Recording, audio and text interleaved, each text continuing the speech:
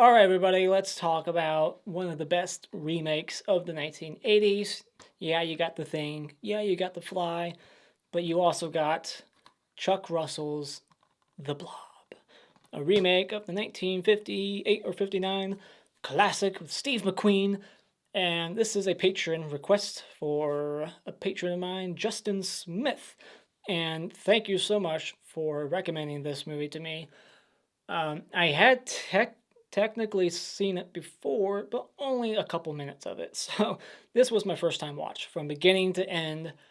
I had saw two scenes really. I only had memories of two scenes of this movie in my mind going into it, and I think in the late 2000s.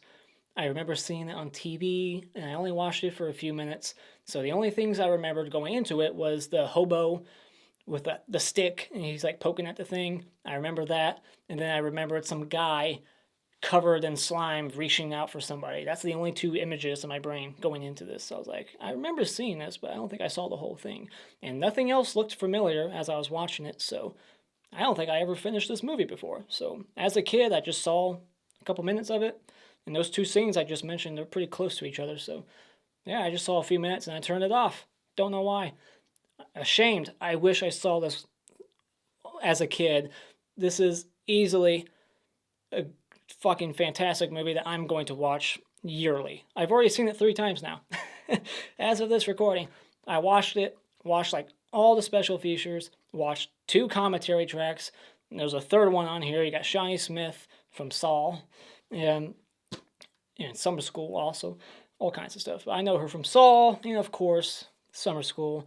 And you got a commentary track on here from the effects people. And you got one from the director. And the effects guy is Tony Gardner, who did See the Chucky. He was in there. He got his head popped off, and he's done all kinds of movies. But yeah, I recognized his name because of See the Chucky and whatnot, and other movies he's done. But yeah, you got a great cast here, and let's just get into it. What do I like about this movie? Well, first up, let's talk about one of the main things that most people take away from this movie. One of the things that's, most loved about it, the star of the show, the Blob itself. The effects, the way it looks, the way it moves, the way they shot it. There's some shots in here, maybe it's because of the Blu-ray, that don't age well, But for the most part, just what they did with this Blob, how they updated it from the original. They said it looked like Jello in the first one. It was cheesy, but in this one, this movie isn't really cheesy to me. Like, this movie doesn't feel cheesy at all to me. Like, this is serious, and it never seems hokey or over the top to me. It's awesome. But the blob effects, what they did, they added the tentacles thing. It's acidic. I love that addition. It's dripping like acid, and it's just sucking people in, and then like draining their blood out, and like they just look pale on the inside when they're inside. So I think it's like taking their blood out. And when the guy cuts his hand and it starts to bleed, it's like attracted to it and like just goes over it right away. And just the way they shot the Blob for the most part, there's a lot of good shots with it. It's really impressive stuff because this isn't a huge budget film, but it's definitely got a bigger budget than most horror movies, especially back in the day. I think this was a bigger budget than normal slashers. Well, not slashers, but horror movies back then. Speaking of slashers, there's a great scene in here that is like paying tribute to slashers or making fun of slashers. I don't know if it's like a playful jab at slashers or if it's like the director or writer saying like I'm above slashers or slashers suck. I don't know if it's a loving thing or if it's like insulting slashers, but there's a great scene in here with a slasher movie and the movie theater scene. I think that's like the one of the biggest connections to the original is a movie theater scene. I haven't seen the original, but these are things that I heard and read. So, but yeah, there's a great movie theater scene in here, more great blob effects, and also just good gore effects. People just snapping in half, limbs getting pulled off. I'm a gore hound. I love practical effects, and this one just has it in spades throughout the second like 2/3 of the movie. It's just as soon as all the characters are set up, it gets going and it just keeps going and getting ramped up the action. Like, this is an adventure horror movie. Another thing I really loved about this movie was the misdirection unexpected character deaths. This movie kills a kid at one point, and you know how much I love that shit. So awesome. Like, nobody's safe. You got characters who you think are gonna be in it for a while that just die. You're like, oh shit, they're gone. Like, I love that stuff. We got like a Marion Crane situation here, and I love that misdirection. There's lots of setups, lots of payoffs towards the end. There's a lot of things being foreshadowed, and the score kicks ass. Just, I love the score. It really complements the scenes, adds tension, and it just makes the movie feel even bigger and just more awesome. I love the small town setting. I always like a small town setting. And just the big budget nature of this film. Even though it might not have been that big of a budget, it's definitely bigger than most horror movies. And it just has that big budget feel and grand finale, or the blob's just going down the street and it's just taking people out left and right. Lots of explosions. This is like an action adventure horror movie with sci-fi elements, and you even got Bill Moseley as a cameo. It's just got a good cast. You got Candy Clark and Jeffrey DeMunn and Shawnee Smith, all kinds of people. And I really like having these two characters as our our main couple, two people who before this night wouldn't even look at each other really, but now they have to like get together and save the city, and she becomes like the Rambo really towards the end. She's picking up the M16, and like she's a really good strong female character that kicks ass in this movie. And I love the atmosphere of the film. Lots of good like night photography and just horror atmosphere. Lots of smoke and fog and stuff that I'm a sucker for. Just really good cinematography by Mark Irwin, who does a lot of movies back in the day. He did a lot of Cronenberg films. So just really well shot, very well directed. It's very simple of a story. It's a popcorn flick, but that almost kind of sounds insulting. People usually say that for shitty films, that they're just so dumb. It's a popcorn flick, but this isn't a dumb movie. Like, this is just a very entertaining adventure horror film that is just once it gets going, it just never lets up really, and it's just fucking awesome. I'm so glad I finally got to sit down and watch this movie. I don't really have anything negative to say about it. I think because of the Blu-ray, there's some composite shots that they look extra grainy. They use a lot of miniature effects, and you got the actors in the in the foreground, and in the background you got the blob, and sometimes they do the opposite, and it looks grainy and it looks weird and off and jarring, and stuff like that. It's just a little nitpicky shit. I also have to question how this is just a question like how this blob works. Like, it seems like it's acidic to the touch, but it's not like leaving trails of where it's like going. Like, it's not burning through everything it touches. Like, it should be burning through the grass at that one point. It should be burning through this and that. There's a moment where the blob's in a jar, wouldn't it just melt through the jar and escape? Stuff like that. Just little logic issues I have. Like, how does this blob work really? Is it acidic or not? Is it the inside that's acidic and not the outside? Just stuff like that. But yeah, I also sometimes I don't care for the typical evil government. They're the actual bad guy, but it works for this movie, so I can forgive it. Usually in other movies where the government steps in, they're always the bad guys, and we got that going on here. They step in towards the end of the second act, and I'm just like, oh no, here they come. Like, it makes sense. Their presence in this film, they play a big part of the story, so I can accept it. There's really nothing wrong with this movie. I just think it's damn near flawless. It's just some of the effects shots don't age well, maybe because of the Blu-ray. It cleaned it up and made the effects not look as good, but it's a damn fun, quickly paced movie with some good characters, good misdirection, good atmosphere, cinematography. The acting's good, great cast, lots of good character actors in here, and it's a blast. So when it comes to the Blob, I highly recommend this movie. If you are a fan of monster movies or like sci-fi creature movies, or just practical effects and gore, add this one to your collection. Go out and buy it.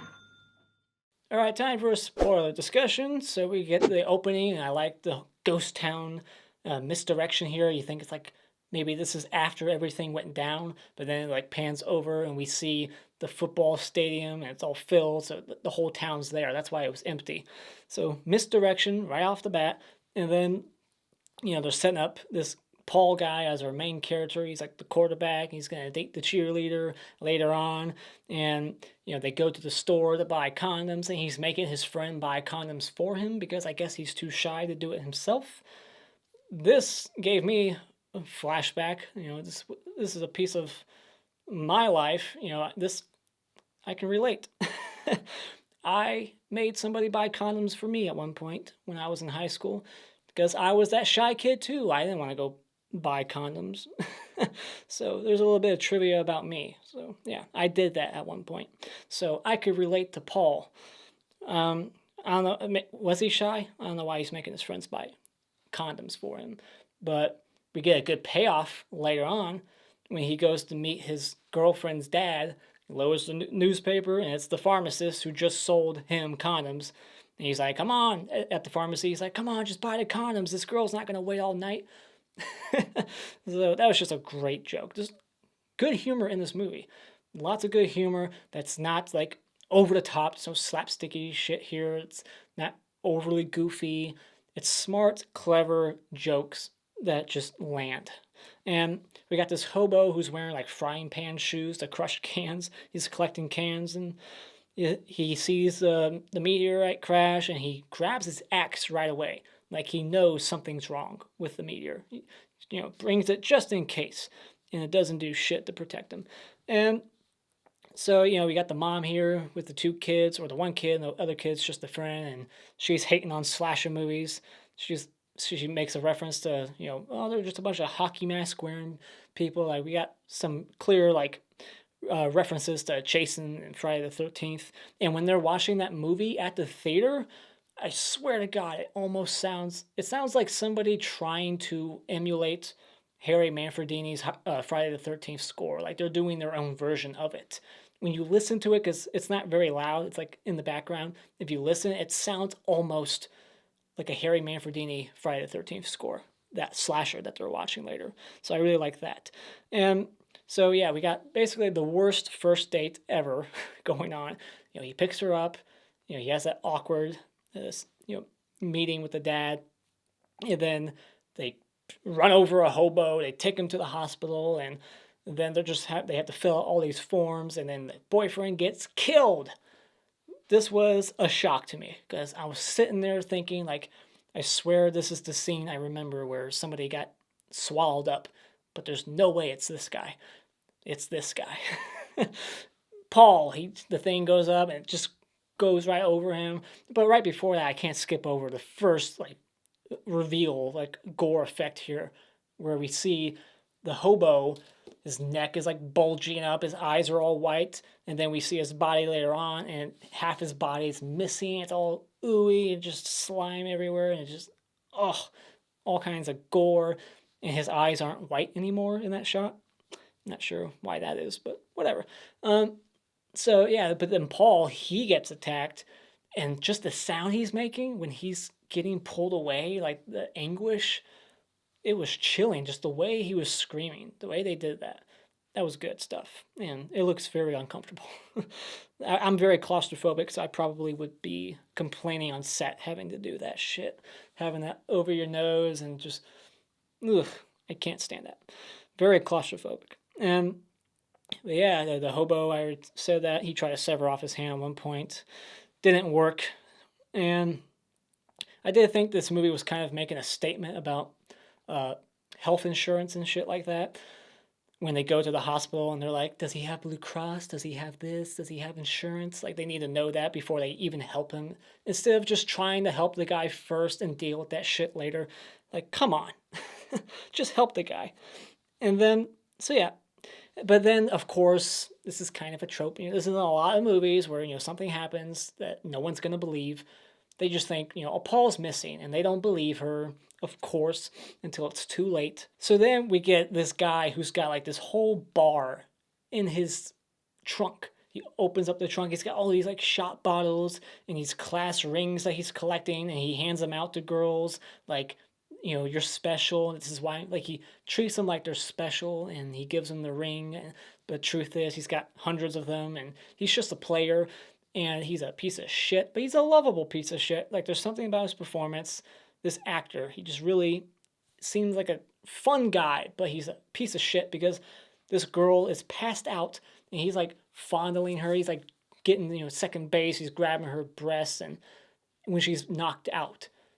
And so, but then he learns this lesson. We got some, this movie's got a message to it. Don't touch women when they're passed out or you will get killed. And the blob comes out of her face, like her face sinks in. The effect doesn't look that great. Her face is like wrinkly and like looks like foam or something. It just doesn't look that good, but it's a very quick second shot. And then like her face is even worse in the next shot, like in a good way. And then all the tentacles come out and they grab him and he kicks out the window. One thing a guy in the commentary pointed out that I was like, oh yeah, it does kind of look like that. The shot of the car when it's like zooming in towards the car, it looks like the poster of It Follows. Like the whole, like the way it looks, the car, it looks like the same car. So that was interesting, little trivia there. Maybe that was the influence when they made a poster for It Follows. I doubt it. So then we got probably my favorite kill in the movie at the diner. They go there, Candy Clark's there, and the guy takes over. He's plunging the sink, and then he gets grabbed into the sink. His head goes through it, and then somehow the blob, I guess, is just melting him down as he goes in, so he can fit. Like, I don't know how this happens, how this is happening, but his body somehow fits all the way in. It's like his fucking limbs are all together, his arms and legs both. Like his body is just crumbling as it goes in, and then like it looked like, I thought it was blood at first. It reminded me of like Johnny Depp in Nightmare on Elm Street, like the geyser, the blob just shoots out, hits the ceiling. Great effect. It's chasing them while it's on the ceiling towards the ice freezer. Like, great moment. I think that's my favorite kill. What's your favorite kill? That's my favorite kill right there. Just fucking awesome. It's like the bloodiest kill in the movie too. Just all the blood squirting out of the sink. And then we got the melted guy from RoboCop in here as one of the, tough cops. The one who doesn't like the punk kid in town. He's always giving him shit. So yeah, we got that guy from RoboCop. Kind of ironic, right? He gets melted in that movie. And in this movie, we got an acidic creature melting people. We find out that the blob hates the cold. That's its weakness. Every creature has to have a weakness, right? Which I guess, that makes sense, that the cold would be his weakness. And then we get the phone booth scene with Candy Clark, why she would stop in the phone booth and not just keep running away further and further away from where she knows the blob is at. I don't know, it's just a horror movie thing. She gets in the phone booth, it starts covering the whole thing. Where's the sheriff? Here he is. Holy shit, that shocked me. Like, they're setting up them to be this couple. Like, it's cute. Like, he's like, here's my number. And, we got this cute little relationship here, the little bond going on. And then, boom, they're both dead. It was this relationship that was never meant to be. It's sad. It's really sad. She's like, where's the sheriff? He went to the diner. What? Here he is. The way his face pushes up against the glass. Oh, that was such a creepy effect. I love that. And then it just all breaks the pressure, breaks the phone booth, smashes into her violently. It's like a doll. It's a miniature. You can kind of tell once they tell you. It's like, oh yeah, I can see that's a doll. But still a great effect. It's just a brutal kill. Just getting smashed by the blob like that. Man. Like I said, it's just effect after effect. I could spend an hour talking about this movie on effects alone and all the blob scenes, but this is going on long enough. I'm already like 20 minutes into this review. Holy shit. So then, the priest goes, he collects the pieces of the blob, and that comes back into play later on.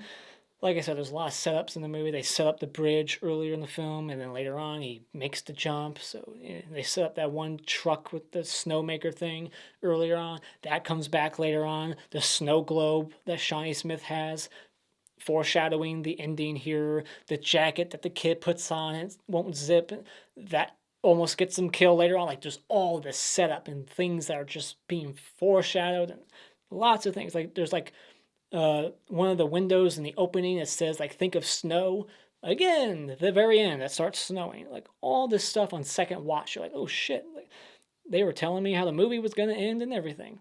So I love all that stuff. And then the slasher movie at the theater, love that scene. We got the guy with the yo-yo, and the yo-yo falls down. He looks up, great effect, all that shit. It's gotten so huge at this point. Picks the guy up, the tentacles, and then the guy who won't shut the fuck up in the movie theater gets killed, deservingly so. Shut up when you're at a movie. And then this girl's on the ground, and I heard that was the effects guy's wife later on, and her face is like almost like sewn to the freaking carpet. Reminds me of that line in Christmas Vacation. I wouldn't be more surprised if I woke up tomorrow morning with my head sewn to the carpet. But that was a great effect, that woman on the floor. And then, they go outside, they go in a sewer, and this is when the fucking kid gets killed. And when he comes out of the water the second time, he looks like Jason at the end of Friday the 13th, the first one. Young boy Jason. Anybody else? The way his mouth was when he was screaming, reaching out, he was like bald because it took all his hair off. Great stuff. That was another great scene. Could not believe they killed the kid. Whew. You could see the string too that was pulling him. I saw that. Again, Blu-ray. And then, so they're driving the motorcycle down in the sewers, and we got Bill Moseley down there, and just like in Chud, they park a car on top of the sewer lid, so now they're stuck down there, but he grabs that law rocket, blasts a hole, then they have a Mexican standoff, and then the Blob, of all people, grabs the one bad guy, the one in charge. Like, really? Like, our main characters were like 5 feet from the hole. All the other characters were further away, and the Blob goes for like the bad guy. Seemed convenient, but whatever. I'll look past it. I did think it was kind of silly that they were unaware earlier that the guy, this biker dude, he like breaks open the lock, and they're like locked in that truck. He like opens the door, jumps out, and the guys driving didn't hear it. They didn't notice it. They didn't have a guy in the back like guarding them. Really? Then this is when hell breaks loose again. It's fucking huge. They, fire in a hole. They throw a bunch of shit down there. It doesn't do anything, and it just goes down the street. It's like slamming on people, picking people up. Some of the shots don't look that good. Some of them you can tell it's like miniature people getting grabbed and slammed, but it's still fun. It's so fun. It's not like cheesy or anything. And then the priest gets burnt. Love that. And then of course he comes back later in the movie at the very end, and he has like the piece of the Blob left. That's how the movie ends. I'm not sure what he's gonna do with it. I don't remember what he said, but yeah. And you can tell that the hand's fake. I mean, I knew that before they said it in the commentary. I was like, that hand looks weird, looks fake. It's a fake hand because they're doing like a composite shot thing. But yeah, we get like Shawnee Smith. She's the hero. She's like fucking Ripley. She's grabbing the gun. She's taking charge. She's telling everybody what to do. They don't like the cold. And then she goes out there to save the day. She has like this Jaws moment. Roy Scheider, smile, you son of a bitch. She has that kind of moment. She like pulls the pin of the grenade or whatever. She's like, come and get it, motherfucker. Like, she's a badass in this moment. And just the way it's shot and the sparks behind her, it just looks badass. And then the cop gets bent backwards like Sheriff Garrison, Friday the 13th, Part 6. And then I love when the one guy pulls like the grenade pins off, and you can just see inside the Blob the two explosions, like poof, poof, like it did nothing. It just gave the Blob an itch. That's all it did. It's just like a little poke to the Blob. It did nothing. Your bombs don't do shit. And so yeah, she sets off that detonation. She's stuck at first, but then the guy gets her out of that situation. They run away, and boom, the freaking guy, the Blob turns into a bunch of crystals in the end. And I'm not sure what they did with those crystals, those little pieces of the Blob. The guy's like, get the truck. What are they gonna do with it? I mean, that's a lot to gather. Are they just gonna go put it in the freezer till the end of time? Don't ever open up this freezer. Don't ever let it get warm. Like, what are they going to do with it? And what are they going to do about the government? I mean, now you got a whole town that's still alive that knows what the government was up to. So, yeah, I want to know what the repercussions were. after this was all said and done. So yeah, that's the end of the movie. I feel like I've talked long enough about it, but there's just so much to talk about. There's so much greatness in this movie. Just lots of great effects. It's a fun movie. It's a fun adventure horror movie, like I said. And if you haven't checked it out and you're still watching this, and I just spoiled a lot of the shit for you, check it out. Go buy it. Get the Scream Factory edition. It's got all kinds of special features, 3 commentary tracks. Scream Factory has done it once again. The double poster thing. You can get the original poster or the fan art poster here. It's just a great Blu-ray. I'm so glad I got it. And thank you, Justin Smith, for the donation and requesting this. And thank you so much for watching this, everybody who's watching. And if you like what you've seen here, you can hit this like button and become a subscriber today just by clicking on my cartoon face in about 5 seconds. And until next time, Auf Wiedersehen.